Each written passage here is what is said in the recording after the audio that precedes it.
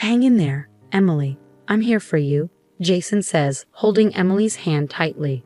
They are so focused on the childbirth that they don't notice me.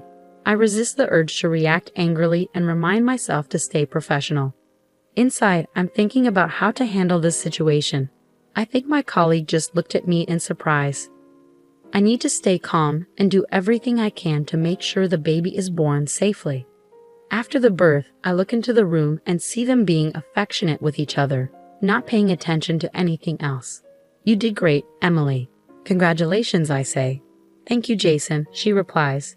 Yes, the birth of a baby is a happy event. We should celebrate, I think, grabbing my phone. By the look on my colleague's face, I probably seem upset. First, I call my mother-in-law. The baby is born. Please come over. After inviting all the relatives, I reflect on my role. My name is Natalie Miller, a 33-year-old working mom. Inspired by my mother, I became a midwife. My mom delivered many babies, celebrating with the parents sometimes and feeling sad when she couldn't save a life. Watching her over the years made me want to be a midwife too. My dad doesn't say much, but he's always been quietly supportive. Both my parents are people I'm really proud of.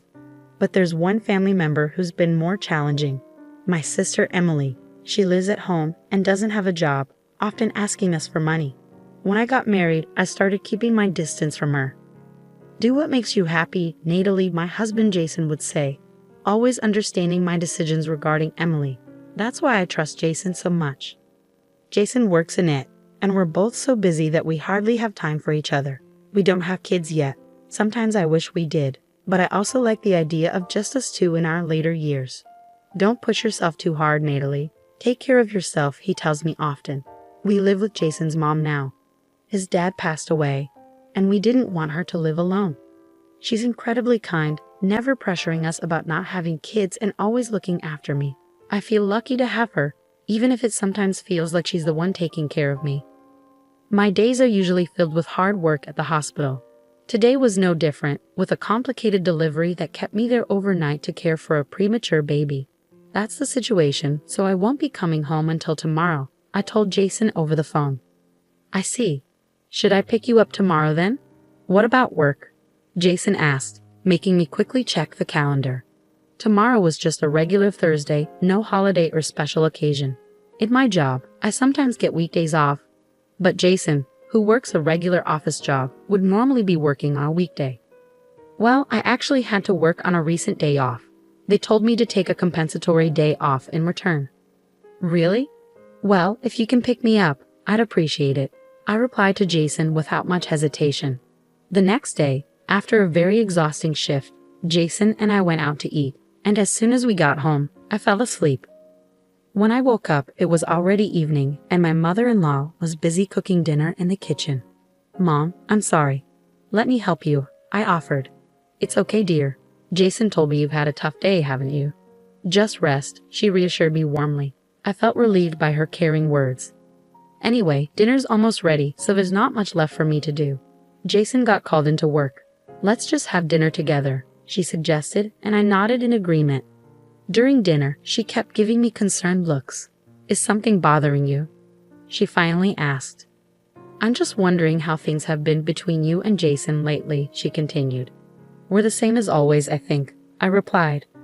That's good to hear, I replied, puzzled by my mother-in-law's demeanor.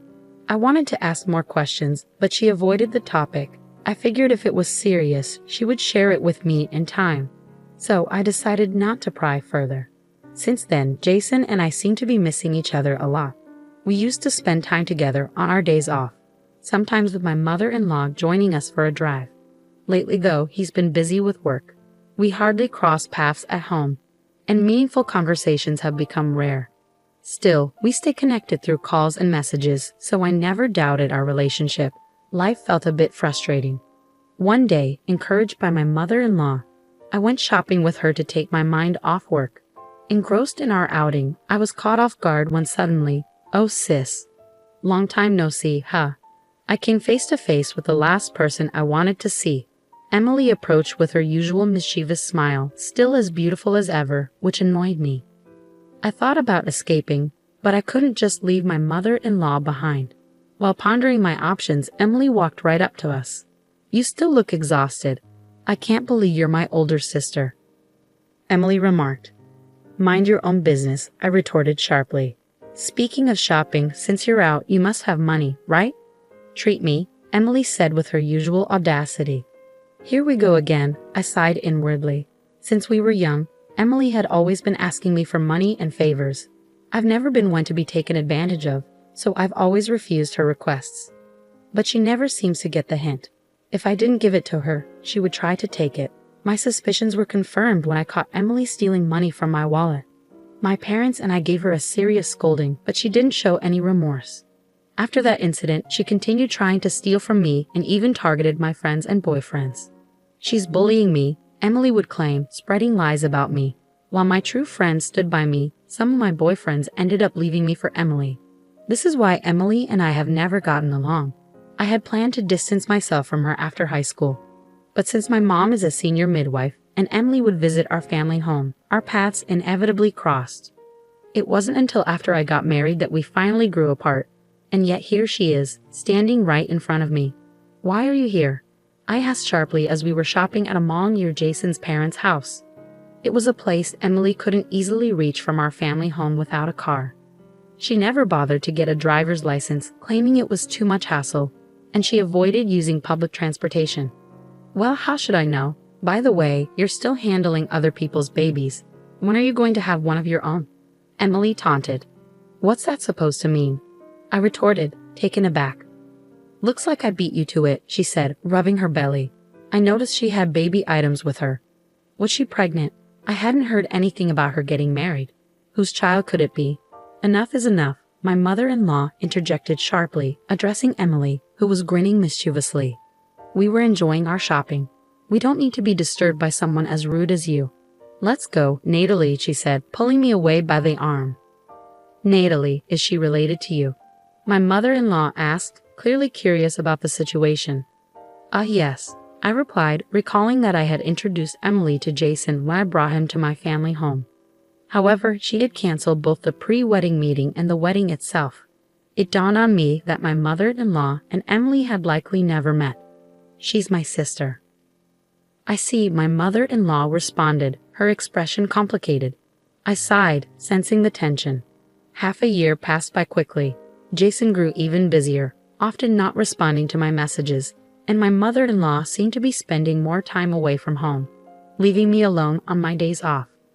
I was expressing my frustrations to a colleague when we received a call about a pregnant woman whose water had broken and was being brought to our hospital. Her name was... What? It was Emily, my own sister. My colleagues noticed my shock and asked if I was okay. Collecting myself, I replied and headed to work. As I entered the delivery room, I was surprised to see a familiar face. "Stay strong, Emily. You can do this," I encouraged. To my bewilderment, Jason, who should have been at work, was there beside her, looking like a devoted father-to-be. "What?" I couldn't help but emit a low groan. I noticed the doctor flinch slightly, but I couldn't take my eyes off the scene unfolding before me. "Hang in there, Emily.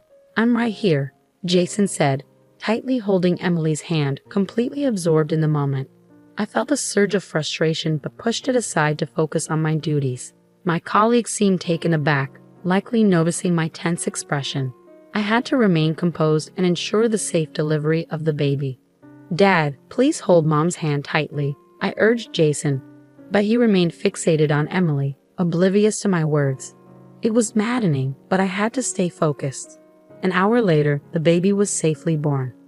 "Congratulations." "Thank you." Jason's attention was now completely focused on the newborn baby. It's both a strength and a weakness of his, to be so absorbed in one thing that he often misses other cues, like my icy glares. Leaving the delivery room to my colleagues, I pondered what to do about the situation with those two. After completing my duties, I peeked into their room and found them wrapped up in each other, oblivious to everything else. "You did well." "Congratulations, Emily," I said. "Thank you, Jason," she replied warmly. "Yes, the birth of a baby is a joyful occasion. We should celebrate this in a big way," I thought to myself, grabbing my smartphone. Seeing the surprised look on my colleague's face, I realized I must have been wearing a stern expression. I called my mother-in-law first. The baby's been born. Please come over. And as a result of inviting all the relatives. Natalie, were you pregnant? Asked one of the relatives who had gathered quickly.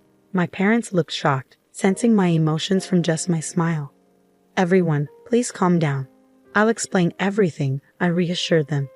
I don't see that fool and your sister, someone remarked, clearly referring to Jason. I wondered if my mother-in-law knew something. With that thought, I led all the relatives to the room where they were. Excuse us. Oh, Natalie, I exclaimed as I entered suddenly, catching Jason and Emily off guard. Their faces went pale as more relatives filed into the room. Meanwhile, my mother-in-law's face flushed red with anger. That foolish son, she muttered under her breath. Confusion filled the room until my mother-in-law spoke up, addressing me first. I apologize for the trouble caused by my foolish son. No, you're not to blame. Did you know about the affair? Yes, actually, my mother-in-law admitted. She recounted how she had once seen Jason and Emily walking together and had wanted to confront me about it, but never found the right moment. That explained her recent odd behavior. She had been secretly investigating ever since, even hiring a private investigator. Wait, what about your job? I asked, trying to grasp the full extent of the situation. Well, about that, Jason quit, she revealed. Sadly, what? I couldn't believe it. This new revelation left me stunned and deeply disappointed. Since when? About a year ago. I was beyond angry now, and it seemed the relatives shared my feelings as they glared coldly at Jason and Emily. You understand, right, Jason? I demanded, looking at him for an explanation. Yes. And Emily, once you're discharged, do you understand too? Yes, I get it, Emily replied sullenly, contrasting Jason's downcast demeanor. Seeing her attitude, I resolved not to show any mercy. Afterward, I carefully reviewed the evidence my mother-in-law had collected. Currently, Jason was being closely watched by the gathered relatives, while Emily was under scrutiny by her own parents. With the evidence at hand, it seemed likely that I could pursue a divorce. Jason had truly proven himself a fool.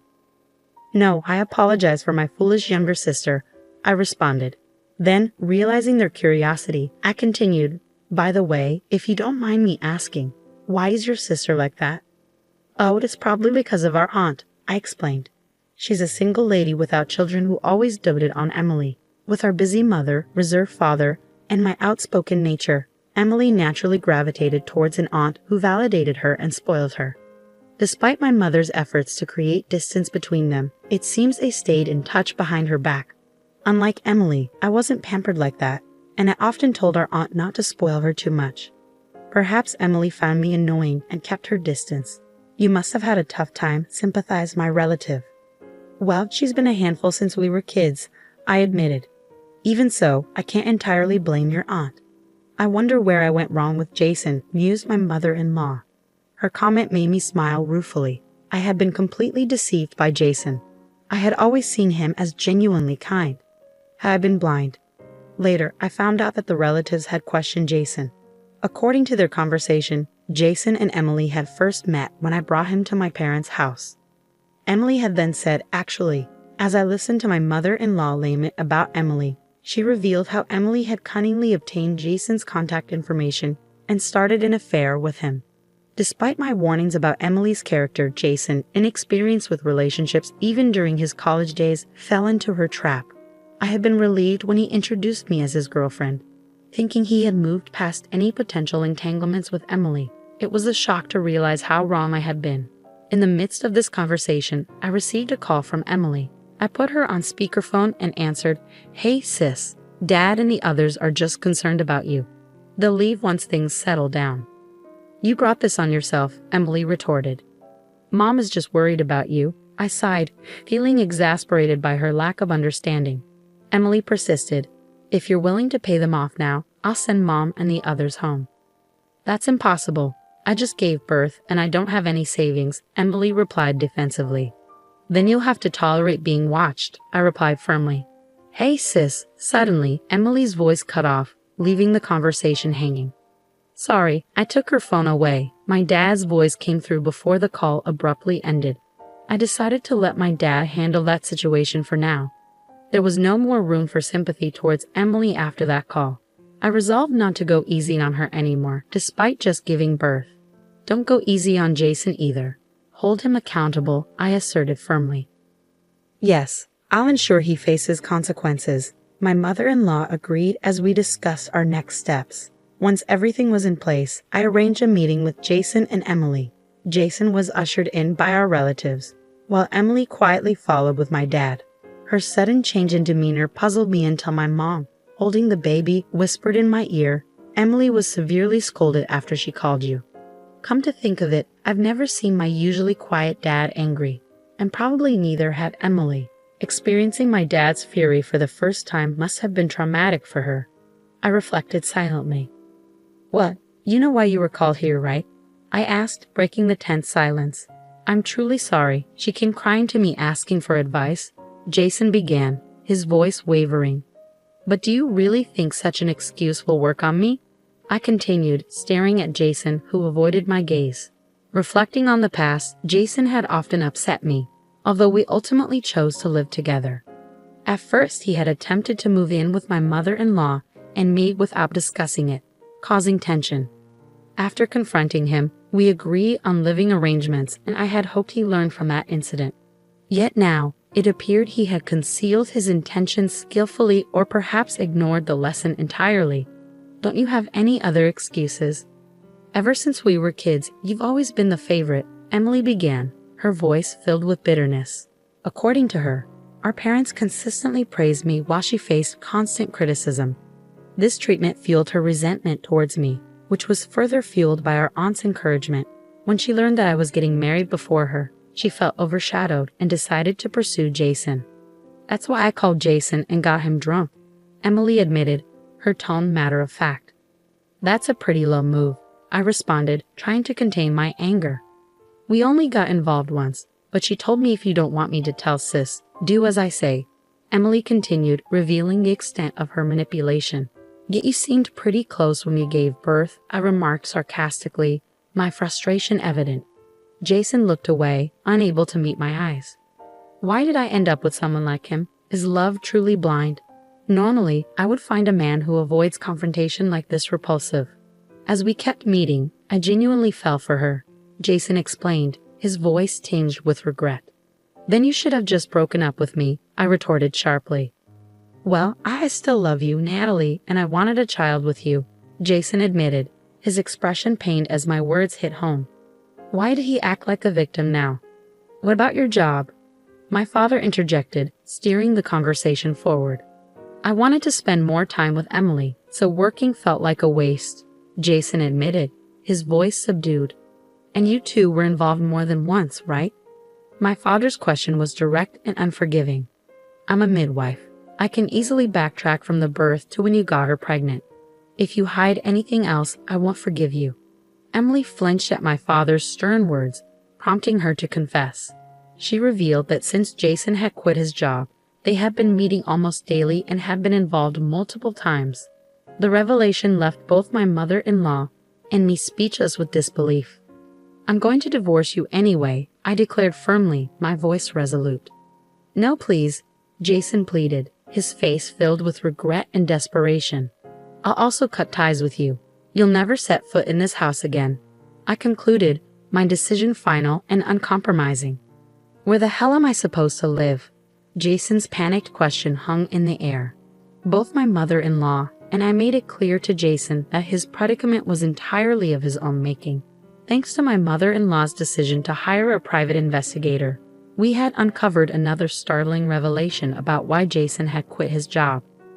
"If you're desperate, I can refer you somewhere," I stated coldly. "Huh?" Jason looked bewildered. "Prison. It's not so bad. You get a roof over your head, 3 meals a day, and even earn a little money," I informed him bluntly. Jason's face drained of color at my words. It turned out that Jason had been embezzling money, which had led to his dismissal from work. He had managed to repay the embezzled funds to avoid legal trouble. But that money came from selling off my savings and my mother-in-law's possessions. The realization hit me hard. I had been oblivious to his actions, and I felt deeply betrayed and foolish. "Natalie, I'm not going to show any mercy. If you keep arguing, I'll hand you over to the police," I cut Jason off, my voice firm and resolute. He slumped under my cold stare, realizing the gravity of the situation. I had already arranged for the police to be there, waiting for the moment.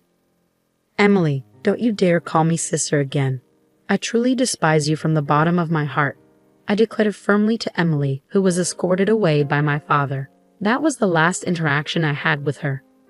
Now, moving forward, we wasted no time packing our belongings and decided to move to a new home, ensuring safety from any potential return by Jason. The new place is closer to my hospital workplace, and we've extended invitations to my parents to join us. This marks a proper farewell to Jason and Emily. Since then, Jason was found wandering around our empty old house and was taken away by some intimidating men in black suits. Meanwhile, Emily has found a new job and has been working diligently, juggling multiple part-time jobs. My parents informed me of this. They decided to leave Emily with the house as a final act of kindness. She likely spends her days working hard to maintain it. Despite everything, she's resilient. In our new home, we've been raising Emily's child together. My mother, despite being retired, has a wealth of baby-raising knowledge, and my mother-in-law has been a constant source of support, caring for the child with love and dedication. Thanks to them, I've been able to nurture the child with confidence. Financially, my father and I are stable, each contributing to the household. Though not related by blood, this child was long awaited and has brought immense joy into my life. I'm grateful to my mother and mother-in-law for their unwavering support in this journey. I've renamed her Mindy and consider her my own. One day, she may come to understand her origins and face challenges because of it. When that time comes, I'll be there by her side, supporting her through it all. Until then, my goal is to be the kind of mother she can always be proud of. Today, I cherish life and hope for boundless happiness for Mindy and the new life that has come into our world. With this prayer in my heart, I'm ready to face whatever challenges life brings.